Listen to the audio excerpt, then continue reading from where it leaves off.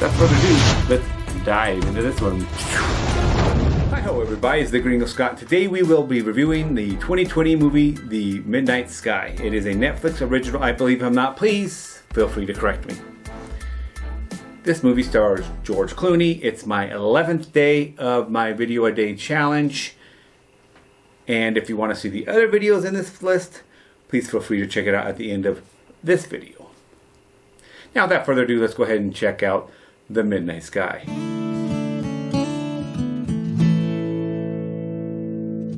General summary is it's the year 2046. George Clooney's character lives in the Antarctic. I believe he's like the head of some research group.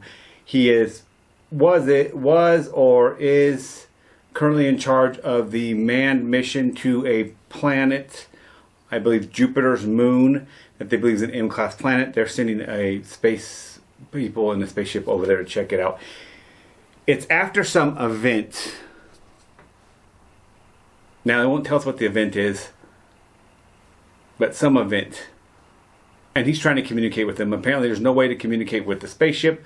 He knows they will communicate with him. He has decided now to stay alone on this research facility to try to, in hopes of contacting the ship that I believe is on the return trip from there after exploring it. And he wants to let them know what's up and what happened on Earth.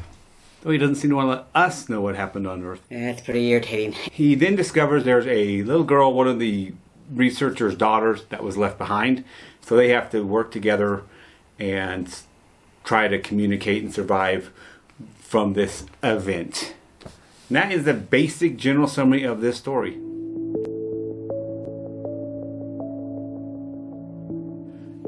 You know what's interesting? This movie made me think, and they show this a lot with the George Clooney's character is a super successful person, clearly has helped launch some space program to go to another planet. I mean, we're talking massive funds that occur here.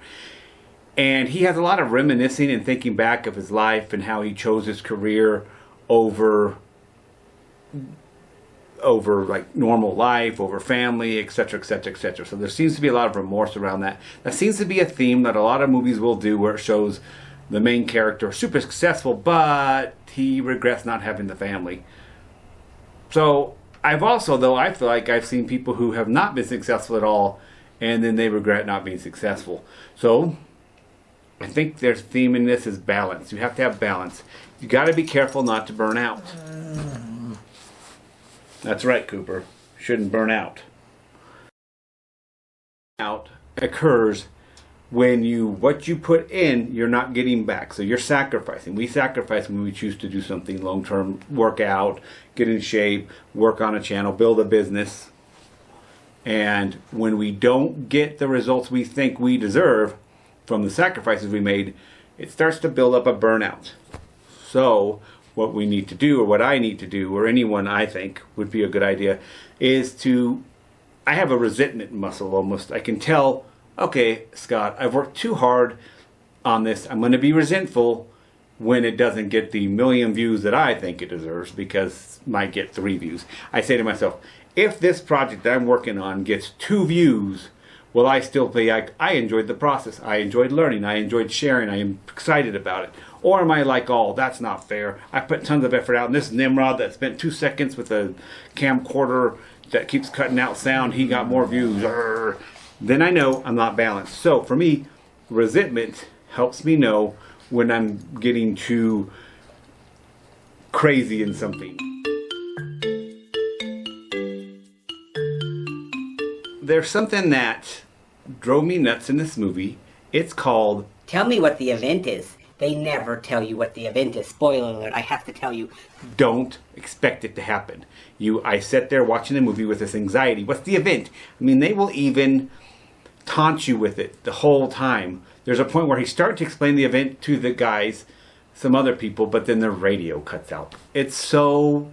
I mean, it really, for me, it pretty much put a pretty deep damper on this movie. The good.